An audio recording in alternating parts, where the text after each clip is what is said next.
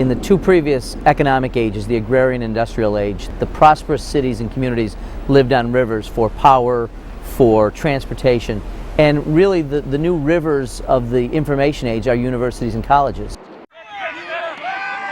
How does an institution, assessing the rapidity of changes that have taken place on almost a daily basis, develop the structures, develop the curriculums that really prepare a new generation of students to meet these challenges? You have to go back and think about the Athenaeum, the intellectual society that dealt with enlightened thought, and the Mechanics Institute, which provided practical education that serves industry. And you look at those two seeds that were planted so long ago, and you say, well, it was almost predictable that they would grow into what we see today as Rochester Institute of Technology.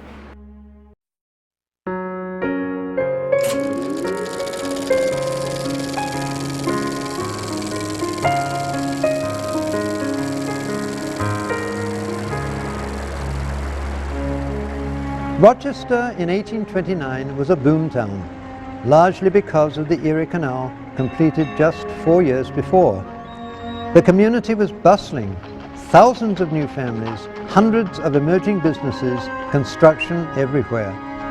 To satisfy people's intellectual and social interests, a group of businessmen formed the Athenaeum. Largely a library, book and lecture club, its founders described its purpose as cultivating and providing literature, science and the arts. The Athenaeum thrived for the next 40 years, providing intellectual stimulation and education in the burgeoning community. Up until this time, skills training had largely been accomplished by apprenticeship, but that system was breaking down across the country. By the 1860s, technical and science education began to emerge in some universities, though not without struggle. Some people were concerned that education was swinging too far in this direction. Charles Eliot, president of Harvard University, argued for a new education that would maintain a balance between technical studies and the humanities. To make a good engineer, chemist, or architect, the only sure way is to make first an observant, reflecting, and sensible man who can see, compare, reason, and decide. This is the primary object of every well-organized technical school.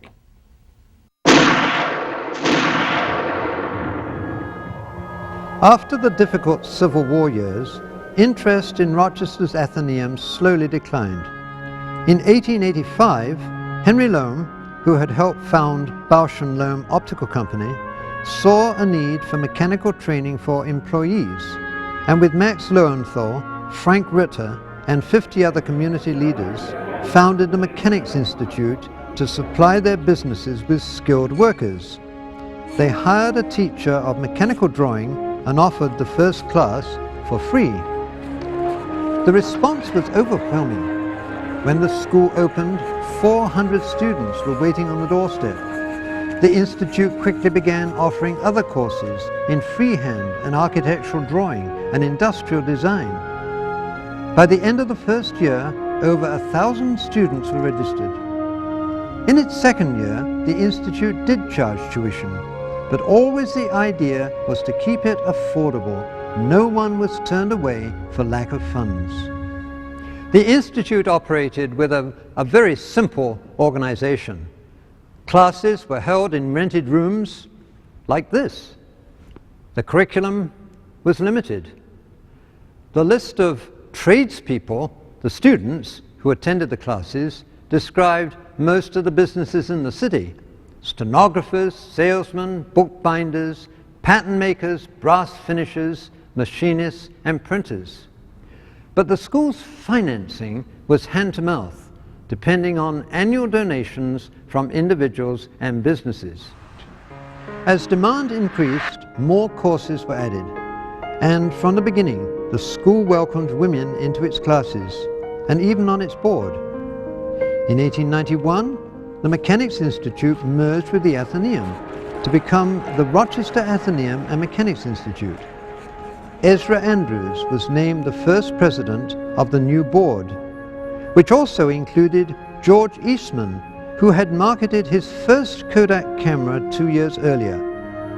Eastman, who certainly knew the value of technical training, took a lead in raising money for the Institute, urging his friends to do the same.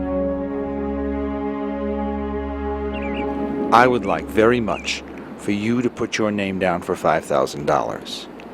You've made a good deal of money in Rochester, and it would not do you any harm to let go a little of it in the interest of an institution who surely will be a benefit to your property here. The school attracted people with spirit. Its students, graduates, and faculty formed a center of artistic activity in the city. The local papers never tired of reporting on institute activities and courses, how to kindle a fire, how to make a dress, how to nurse the sick and wounded and the half-drowned.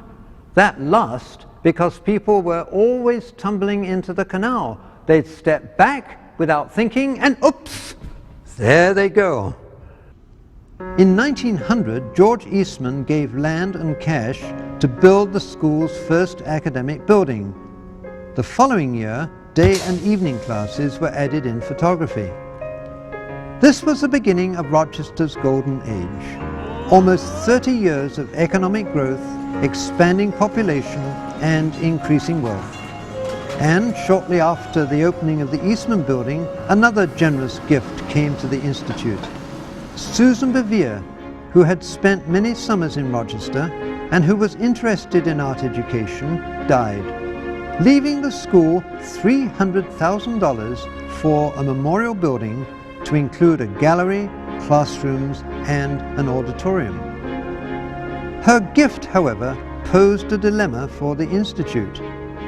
Dr. Rush Rees, in the unique and perhaps ambiguous position of being both an influential Institute board member and president of the University of Rochester, put it this way.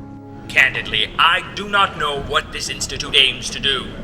Do we intend to conduct a trade school for technology, or a school for industrial art, or for the fine arts, or for domestic science? I do not believe we can get anywhere until we know where we want to get and what we want to do.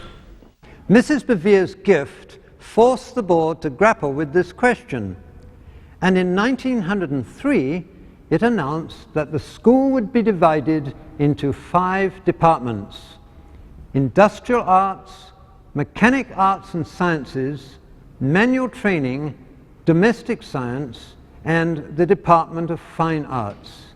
That last, funded by the Bevere bequest, was separated from the others financially to calm fears about having an art school in a work-related institute.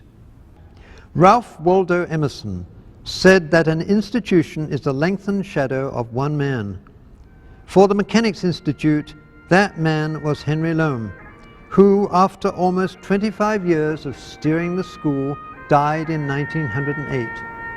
His imagination was largely responsible for bringing the Institute into existence, and his unfailing generosity kept it going. To say that it would not have survived without him is not an exaggeration. In June 1910, the school announced that it had appointed Carlton Gibson as its first president. One of the first things he did was to announce the beginning of what is now called co-op, in which students would spend half their time working in businesses and half their time in class. In 1918, influenza proved to be an epidemic way beyond the Rochester Red Cross's capability. Coffins were piled in the streets. The Institute became the center for making hot meals, and students delivered food to hundreds of families. The post-war years saw the Institute thrive in many ways, but struggle in others. It had committed itself to the war effort, tutoring groups of 250 trainees at a time for 6 weeks of practical training. Women had been taught to take the place of men in lens grinding, and nurse training included chemistry and dietetics. And when armistice was declared, the school conducted a rehabilitation program for veterans. But also, during these years, President Gibson left to become involved in war relief. And by 1920, a second and then a third president had come and gone. The Institute began to flounder, and for the first time, enrollment dropped.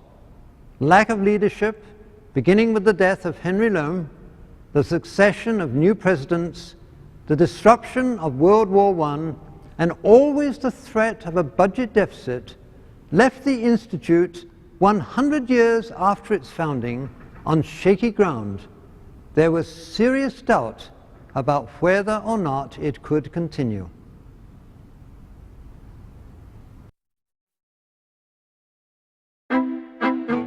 I was the first president of the RIT Juggling Club. A friend of mine who I met from juggling taught me how to unicycle, and for a while I was very much into that. I rode to class on a unicycle and was the unicycle guy on campus for a while. The obstacles make it interesting. It's finding the most challenging way to get from point A to point B. Does that imply that I write the hardest to follow code? My major is computer engineering technology, which is deals a lot with computer hardware design, delves somewhat into electronics, also a lot of computer programming. With juggling, you have the ability to change the pattern, to sort of let it flow, to try new things that may or may not work. And I think a lot of ways the ability to work with different things, to have a goal of creating a system that works, just appeals to people who are interested in engineering. I don't think I could ever choose juggling or engineering. I think I need both of them. I think everything in life, be it programming, be it life in general, obstacles make things interesting. If life were easy, what would the point be?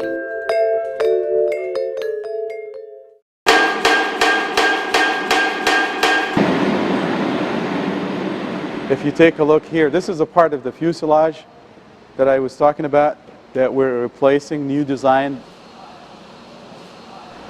These are some of the problems that we're solving, doing the research on. We have a program, we call it physics of failures. We're trying to understand the failures, how they happen, and what triggers the failures, and how do we actually ensure that they don't happen, and how do we predict this kind of failures. This is an actuator for all the control surfaces on the aircraft, and they are prone to certain failures.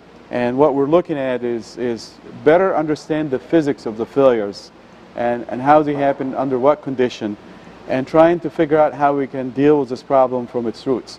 And that's the kind of research that we're doing here, and you see a lot of work that's done in the labs addressing these specific problems. We're very problem focused. That's really what I think we do well here, is we do problem focused research. And the key in doing that is to work with industry or a particular sponsor to identify what is the problem, and I think that actually is a very important skill in identifying problems. So we do problem focused research. However, we also do some very fundamental research. Some of the work that we're doing in imaging science, some of the work we're doing in chemistry, work that we're doing in astronomy, some of the work we're doing in language acquisition, certainly that we're doing in the National Technical Institute for the Deaf. It's very fundamental, and it has applications well beyond. Others will do applied research based on that. Why biotech at RIT? Why was it so successful? Why did it emerge so quickly? This was a degree that had some immediate interest from industry, from research organizations, as well as the kinds of interactions RIT has had with the governments, the states, the federals. What biotechnology has done is to generate enormous amounts of data. And what can you do with those data? What do those data mean? Well, along comes bioinformatics saying, we have a way to analyze those data that aren't going to take us 50 years and 5,000 people. So we have faculty in our department, faculty from the Department of Mathematics, Department of Chemistry, Computer Science, Information Technology. That's a collaboration. That truly makes bioinformatics interdisciplinary. Industries, they support our program very well. If you see our lab, it has been set up with the help from industry. They provide us with tools, they provide it with equipment support, sometimes faculty research, and also they hire our co-op and full-time students. And they give us their input on what we should be doing. Many of our faculty members, like Dr. Lynn Fuller, he has served on the Virginia Commonwealth University. We assisted them to develop their microelectronic engineering program. We worked with Boise State University, we worked with Georgia Tech, we worked with universities in Kentucky and other places. We sort of education transfer to those universities. This is what we do in our lab. We help them making masks, we give them the tool sets and processing steps, and they follow that. When we were putting the curriculum together, we certainly were seeking input from industry. Being a co-op school, you can't avoid input from industry. You read the co-op work reports, and that tells you a whole lot about the skills they have or don't have. And that was one reason, I think, that we were sensitive to this in the beginning, because as a co-op school, we could see that there was a niche exploding out there that was not being addressed. We were the only IT program that I'm aware of, at least through about '96, and there are dozens now. Attracting students was no problem. It was a nest on the ground, because there were a lot of kids coming out of high school who were very interested in computing, were doing a lot of computing, and didn't want to be a hardcore computer scientist. There are, I don't know, 1,000 roughly computer science programs in the country, feeding maybe 25% of society who needs to create new technology. Everybody in society needs to use technology, and that's what we produce.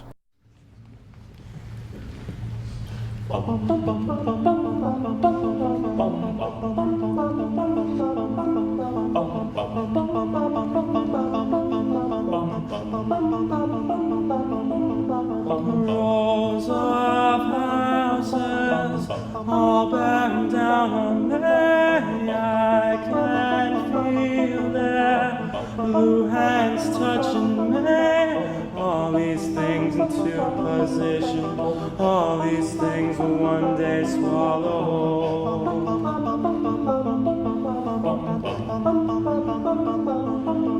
And fade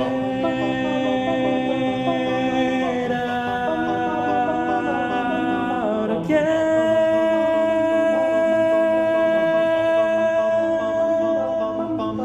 Fade out this machine. It's the dialogue. It's the conversation between art and technology. I think that's pretty unique at RIT and valuable and important. The question needs to be asked to a scientist or an engineer. You know, you want us around? You know, we're messy, we're inconsiderate, right? We don't follow the rules. Is not life richer with the presence of our students and the kind of creative vitality in life they bring to their making of their many films, objects, and arts?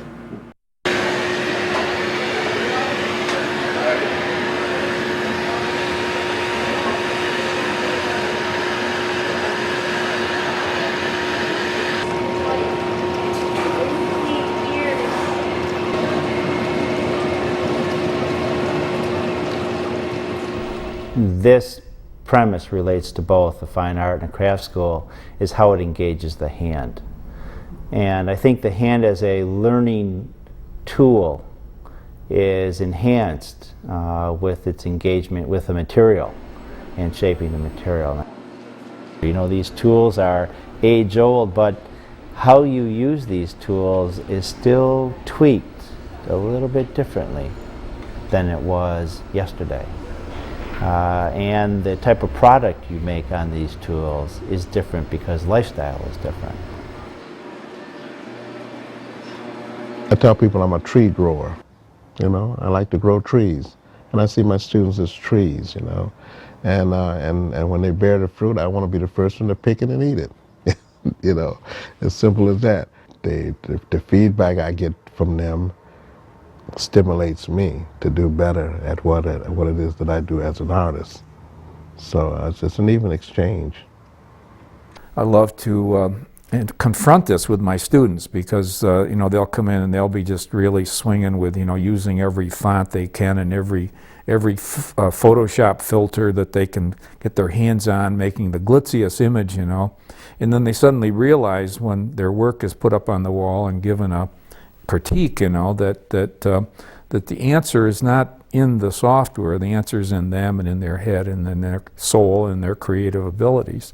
We have 1,000 kids in the photo school, 900 kids in the photo school. There are not places in the world for 900 star artists, right? That may be the fantasy, but one will use this material to enrich whatever career or life occupation that one undertakes.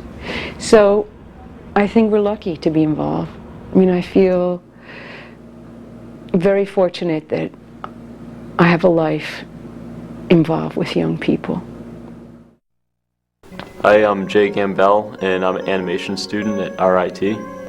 I've been really interested in 3D animation since like 8th grade. You know, I kept trying to make stuff, and most of it just went pretty poorly.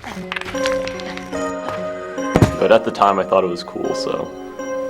I spend all day working at my computer, and I just get so sick of it. And anytime you're not doing your work, you feel guilty, because it's like, oh, I should be doing my work right now. Why am I not at home doing my work? But when I'm skydiving, I just feel like that's my break time. And it's really great to just head over the drop zone, and, you know, when I'm there, I just don't worry about anything. So this year I've made part of an animation and about 70 jumps. I used to try to make stuff that meant things and symbolism and crap, but turns out I just like making funny stuff. I don't know. Like, I just like making stuff that looks really cool.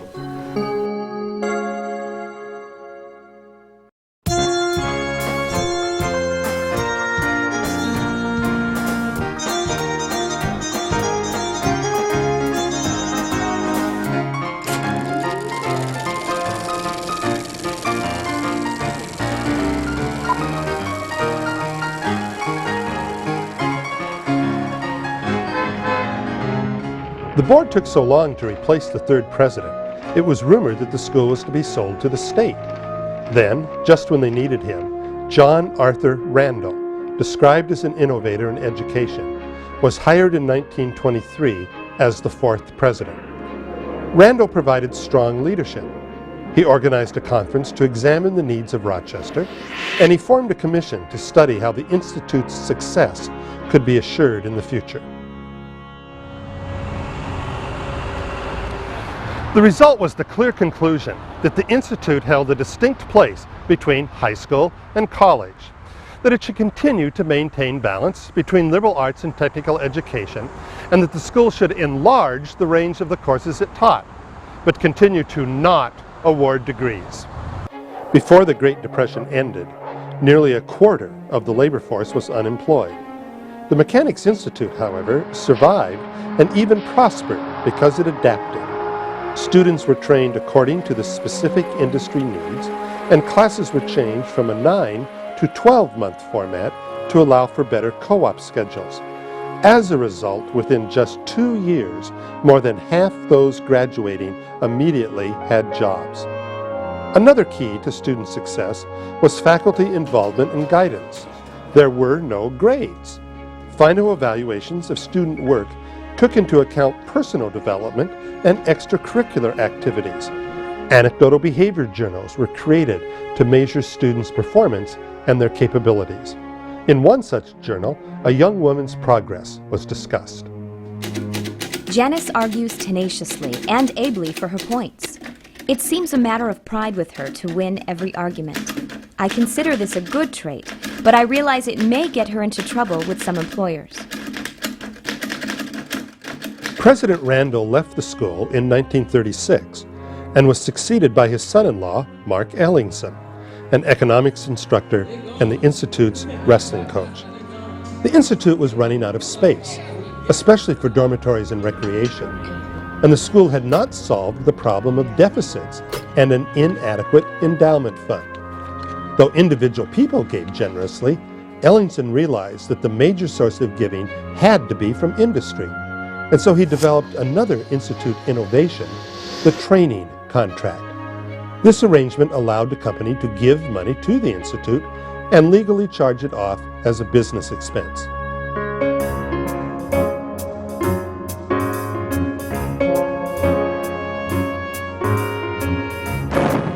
As the United States' entrance into the Second World War approached, $10 million in contracts came to Rochester for goods, ranging from telescopic sights to overcoats and uniforms. More trained workers were needed, so the Institute began 7-week-long mechanical courses, offering all-night classes and keeping the school's shops operating 24 hours a day. In 1943, at the very height of the war, the forward-thinking Ellingson formed a post-war planning committee.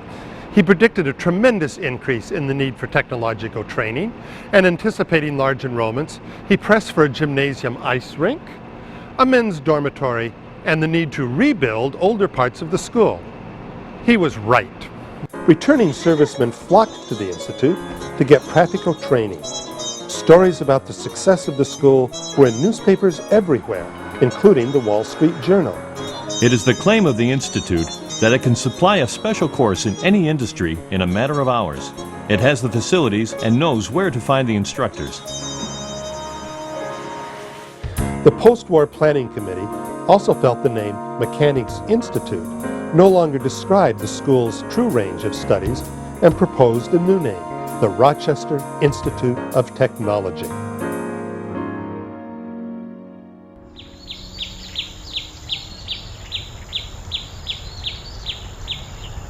But after the war, changes took place which the school could not ignore.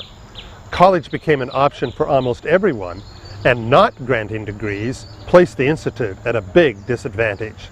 Schools across the country were duplicating RIT's curriculum and granting degrees. So in 1950, the school abandoned the idea of no degrees and became the first in the state to award an AAS degree. In 1954, it began awarding bachelor degrees. By the late 50s, the downtown campus had expanded considerably to include a new library, the Clark Building, the Ritter Gymnasium and ice rink, the Duffy Powers Building for classrooms, offices, and studios, and Nathaniel Rochester Hall, which could house 400 men. Just as the Institute announced a 10-year plan for further downtown expansion, New York State presented a serious and unanticipated roadblock. Looking back, it seems amazing that a highway authority could simply announce plans to destroy an important part of a city's oldest educational institution. But that is what happened in 1959. In order to link the inner loop to the New York State Thruway, the Eastman Building, where I had my first office, would have to go. The board had a decision to make. One possibility was to renovate a different building in place of Eastman, but the highway authority was hinting that other buildings were in jeopardy. Another idea was to build outside the city, especially since enrollments were growing at an unprecedented rate. And for some, this visionary idea began to take hold. One of the strongest proponents for making a move was board chairman James Gleason. If we are going to buy property for a new campus, don't get 100 acres. Buy enough land for the next 100 years. But many on the board argued that the downtown area was a dynamic place to be. The art students loved it. The occupants of Nathaniel Rochester House, 2 blocks from here on Plymouth and Main, had unrivaled opportunities for dramatic photographs. The sound of screeching tires and dull thuds regularly sent students stumbling downstairs, sometimes in their pajamas, cameras always in hand. As plans for the Thruway link evolved, the board learned other buildings would probably have to be raised. The tipping point came when, from out of the blue, Grace Watson, an unassuming lady whose only connection with the Institute was as a student in a couple of classes some 60 years earlier, died, leaving RIT $3.27 million.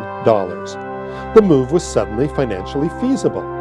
After much difficult discussion, 35 of 37 board members voted to move, and with the help of alumnus and builder Emil Mueller, 1,300 acres of Henrietta farmland were obtained. Students endorsed the move through their own fund drive, and on the day of the official announcement, presented Board Chairman Arthur Stern with a check for $10,000.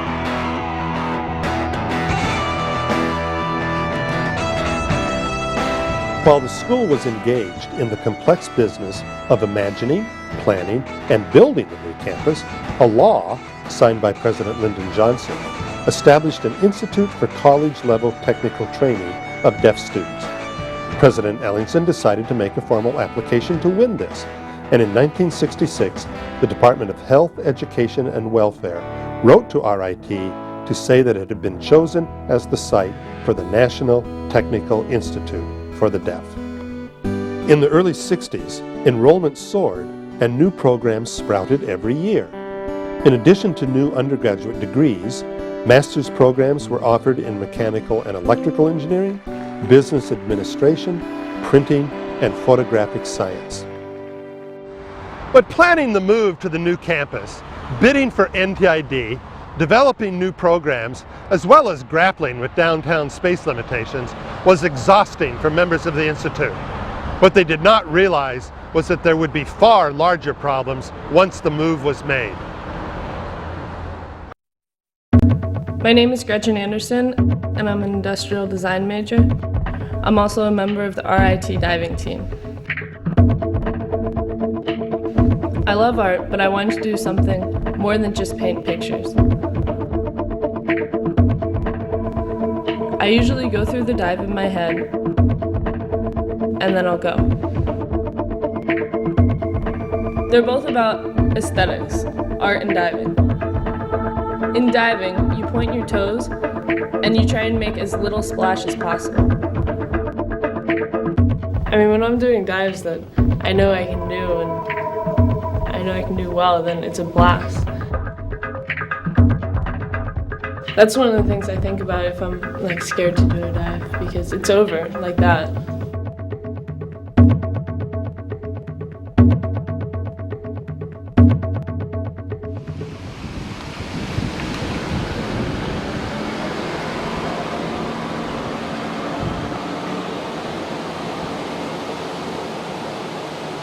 Well, first of all, I think it's like absolutely beautiful. I've never seen anything like this anywhere near my community. This is kind of like hidden. And I think it's just a wonderful place to be, to work at, to do something productive. It gives teens and other people opportunities to get off the streets, you know, while they're still in their own neighborhood and feel safe. Community-based learning is an opportunity for students to take their learning from the classroom in a variety of disciplines and apply it in a community-based setting. We have students in environmental science, environmental management, business, interior design, taking the work that they have accomplished in the classroom and working on projects within the Sector 10 community here in the city of Rochester. The purpose of this project is to create a agricultural enterprise for the community while at the same time producing produce that is sold at the public market as well as local restaurants. They also have community-supported agriculture here, which means that families in the community, now as many as 22 families, are buying into the farm essentially as shareholders. The partnership that we have with RIT, we can never measure it because they have been our partners now for over 4 years. They have provided us with leadership opportunities, also educational opportunities, not only for residents and to help us, but they have provided educational opportunities for our youth. And our youth is always our future for anything that happens in our neighborhood. Ideally, what my project will be is to use urban agriculture in a setting like this as a touchstone to teach urban youth like broad environmental issues and to develop some kind of urban ecology curriculum for the neighborhood association. For a lot of our students, that's how they really connect. They do a great deal of philanthropy. They're very involved in the Rochester community. Sometimes they'll do one event and then they'll continue to volunteer. And that really warms my heart. It tells me that we're making a difference in Rochester. And that we're introducing students to things that are bigger than them. We signed up as Team Awesome So he came down. The first place we went to, actually, we were missing the supervisor, so that's how we ended up here at the church. And it's just a lot of fun to help out, get out into the community. I don't have a car here, so this is like one of the few times I actually get out into Rochester to see some of the things, so it's fun. We started off serving some lunches and making some lunches to go for the meals program that they serve out in the community. We're also serving some patrons that come in and have lunch, and we've also gone through and cleaned the church. We cleaned the windows, we Murphy oiled all the pews and everything, and did some vacuuming and that sort of thing. And also there's a group that's working on the clothing downstairs, where they're getting ready to give those out to people who need the clothing. Now here you go. We have a major economic presence, a major cultural and entertainment presence. We are engaged in the community itself in terms of its social development. As I mentioned before, our students are engaged in Sector 10 of the city and working with the leadership there to improve the quality of life. But you mentioned my role, but many faculty and administrators at RIT serve on the boards, chair the boards of so many cultural and so many philanthropic and so many charitable organizations, hospitals, museums, symphonies. Our faculty and staff are on those boards because we take our commitment to the City of Rochester seriously. The R in RIT means something. It means Rochester. Well, time at RIT is a lot of things. It's a lot of fun. It's also a lot of stress. Time moves fast because of the quarter system.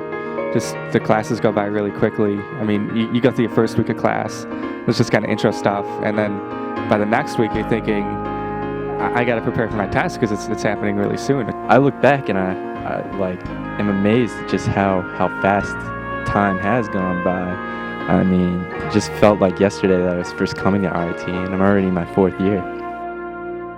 The hours between 4 and 10 just sort of disappear, and all of a sudden that pace breaks and everything goes back to normal. Usually by the evening time I'm just really tired, just whatever to relax. I do various hobbies, just anything really to kind of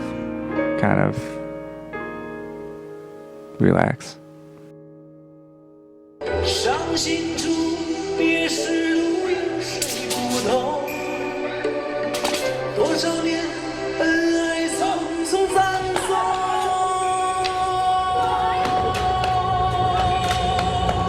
我心痛你最重，我的泪向天中，爱是一场长久，会去宣扬承诺。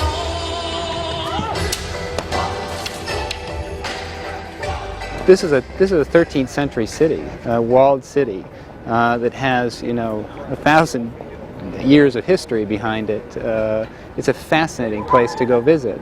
Some of the faculty come from here. They're full-time faculty either in the College of Liberal Arts or most of them come out of the College of Applied Science and Technology, out of the School of Hospitality and Service Management. And they go over and spend anywhere from a week or a quarter to a year in Croatia. It's started about, I guess, 1997 was when we really started to work over there and deliver courses, and now 7 years later we have a full-blown Bachelor of Science degree with about 800 students enrolled in it, and a new master's degree in which we had a successful cohort of about 7 people in the cohort. So a student who graduates from that program receives both an American and a Croatian degree, which is sort of unique. I mean, they get dual degrees, one from RIT and one from ACMT, which is the Croatian degree program. The globalization is being driven by those ultimate customers of the university, those companies that employ our students. And companies no longer are of one nationality. Companies operate throughout the world. And so we are looking more and more at what we need to do to prepare students to be the leaders in these new global companies. Japan, China, Philippines, Thailand, but we also work in Russia and the Czech Republic, so 6 different countries. Perhaps not, because he's very busy people. The reason the Nippon Foundation funded us is because their focus is on improving circumstances of peoples around the world, and what we said is we think we can do that with institutions that serve folks who are deaf.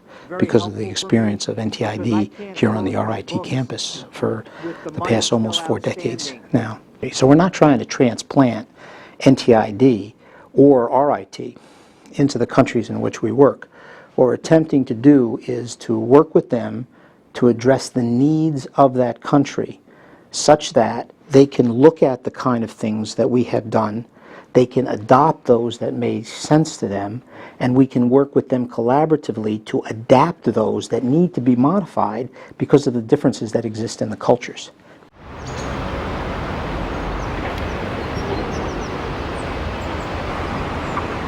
Prague is the single most beautiful city I've seen anywhere. We're right downtown. It's an ideal location. Faculty, we have a flat that they rent for us. We just rotate out of that flat. It's a 6-minute walk. And I think so often as I'm walking down the street, look where I'm walking down this beautiful street to go to work and then back to the flat afterwards. It's just a fabulous, fabulous experience. There will be a new and evolving dimension of the institution, which I think is remote. You know, we know that companies aren't hedging their bets on upstate New York's economy, and I think we would be foolish to do the same. Is it work financially? Is it going to be done in a quality way academically? And can we justify it for the benefits in terms of what comes back to RIT?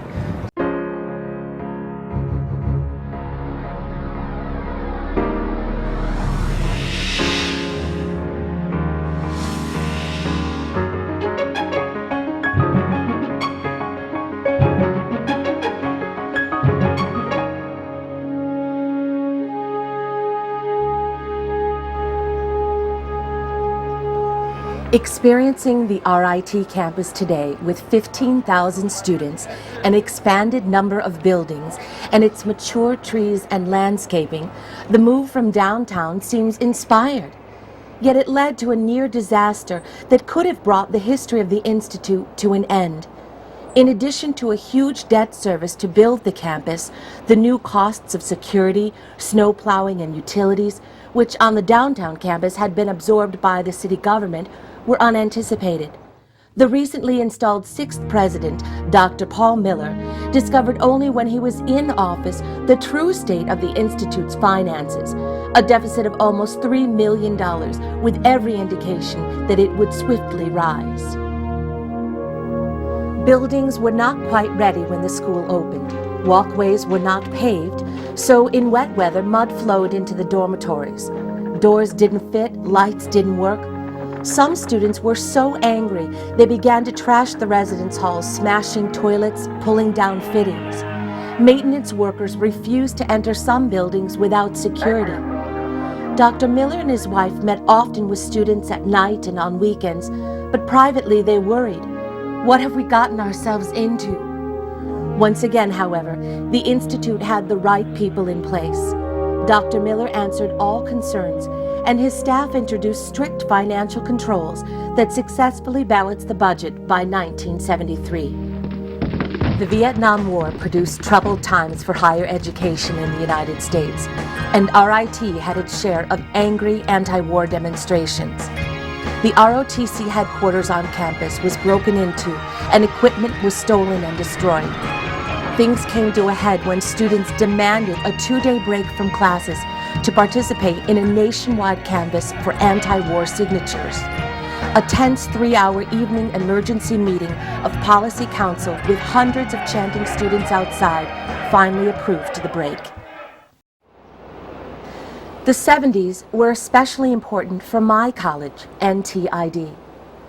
Although RIT had been chosen as the home institution, powerful political forces in Washington resented the decision and did all they could to delay funding, holding up construction for 3 years.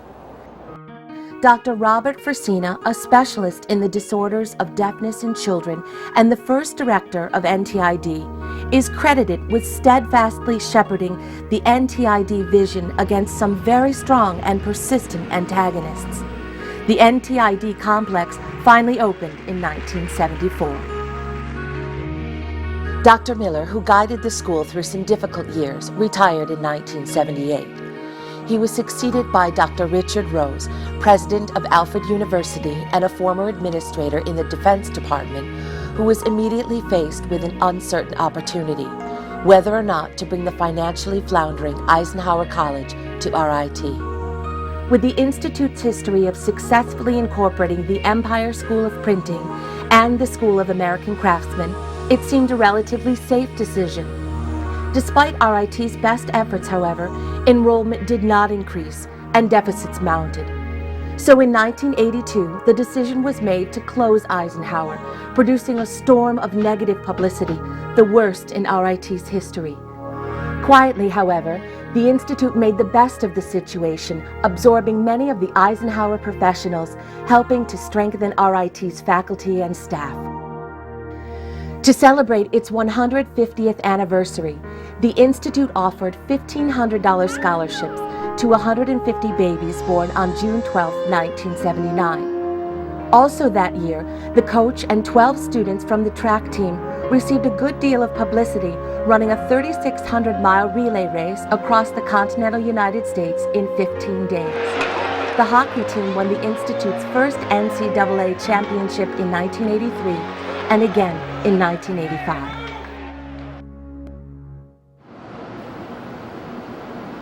In 1980, Dr. Rose announced Access to the Future, an $85 million capital campaign that was revised to $100 million and closed at $120 million. This brought on a wave of building expansion that continues today. Following the construction of the Max Lowenthal building, which today houses the College of Business, the Hugh Carey building, which allowed NTID students to have classes on the west side of campus, was completed. The new bookstore addition came in 1985, followed by the first chapel on campus housed in the Schmidt Interfaith Center. Microelectronics got a new home in 1987, and admissions and financial aid moved into the brand new Bausch & Lomb Center in 1988. Construction became even more intense in the 1990s, including the Carlson Building housing the Imaging Science Center, the important expansion of the library, the Student Life Center located directly between the academic and residential areas of the campus, the addition to the College of Science, and the Center for Integrated Manufacturing Study. The 21st century began addressing West Side campus living. The Crossroads building services the University Commons Living Complex, which was completed in several phases over 4 years. And in just this past year, the B. Thomas Golisano College of Computing and Information Sciences was completed. The impressive Gordon Field House, the second largest enclosed venue in Monroe County, was ready in May of 2004 for the very first indoor convocation. The 20-year building expansion was the physical manifestation of unprecedented program growth. Microelectronics engineering, telecommunication technology, biotechnology, information technology, the Institute's first doctoral program in imaging science, software engineering, and then a second PhD program in microsystems engineering were each the very first of their kind in the United States. But in the middle of all this came an unfortunate distraction. In 1991, Richard Rose, who had been president for 12 years, took a sabbatical at Langley Air Force Base, the headquarters of the CIA. RIT's administration chose not to make this public, and when a local news reporter asked about it, she was told the president's work at Langley was top secret. It was not, in fact, top secret or classified, but the administration's unwillingness to be candid ballooned into a major issue fueled by revelations that RIT and the CIA had for some time maintained a research relationship. The story attracted local, national, and international attention, most of it critical. It did not, as some predicted, destroy the reputation of the Institute, but in the following year, Dr. Rose chose to retire. The silver lining to this cloud, however, was the emergence of new structures for shared governance and the Research Oversight Committee, which to this day assures public disclosure of all research contracts at RIT. In 1992, Dr. Albert Simone, president of the University of Hawaii System, became the 8th president of RIT. 2 years later, Dr. Simone instituted a 10-year strategic plan that produced the first-in-class initiatives. These initiatives were designed to match academic strengths with industrial needs, reflecting in the 21st century the very roots of the Mechanics Institute's mission of the 19th century. The newly formed 2005-2015 strategic plan reiterates the mantra that at all times, RIT holds the educational welfare of its students above all else. And it calls for all the colleges to blend experiential learning into its academic programs in a comprehensive and innovative fashion through faculty research, business partnerships, community engagement, and an expanding global presence. 175 years after its beginnings, the legacy of RIT continues to unfold. In a real sense, RIT reflects the community in which it flourishes, a community that nourished great social change, giant leaps in industry, and a notion of philanthropy, also encouraged the educational innovations that developed into RIT. And just like the forward-thinking pioneers of Rochester, RIT's success results from a collective vision and spirit that never settles for obvious solutions, looks around corners and ahead, and conceives solutions to real and coming needs.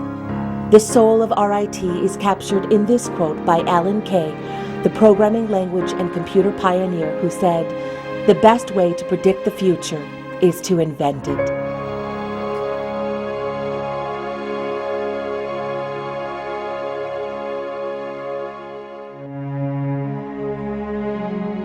I think if we can do that, and if we do that better than any other university, we will be establishing a category of university which does not exist right now.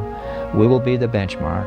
We will be the university that other universities who choose to follow this path, which I think will be where most of the students want to go, they will try to emulate RIT. And that is our goal in 10 years, to be a category of one university, the university that other universities seek to emulate.